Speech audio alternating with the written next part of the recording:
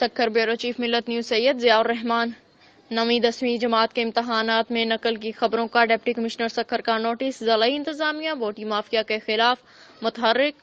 Assistant commissioner Sukkur کے امتحانی مراکز میں بوٹی مافیا کے خلاف تابڑتوڑ کارروائیاں، سینکڑوں موبائل فون گائیڈیں برآمد کر لیں۔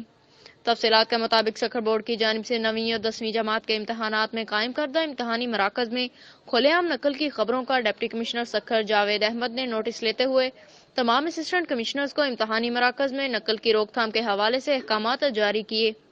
ڈپٹی کمشنر سکھر جاوید احمد کی ہدایات پر assistant commissioner Sukkur city Rana Muhammad Umar نے سکھر سٹی میں قائم مختلف امتحانی مراکز کا دورہ کیا۔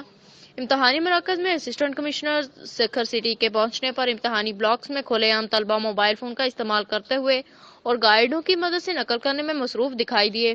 اسسٹنٹ کمشنر رانا محمد عمر نے متعدد موبائل فون اور گائیڈیں ضبط کر لیں اور نقل کرنے والے طلبہ کے پیپر کینسل کرتے ہوئے اسکول میں امتحان لینے والے عملے پر بھی سخت برہمی کا اظہار کیا۔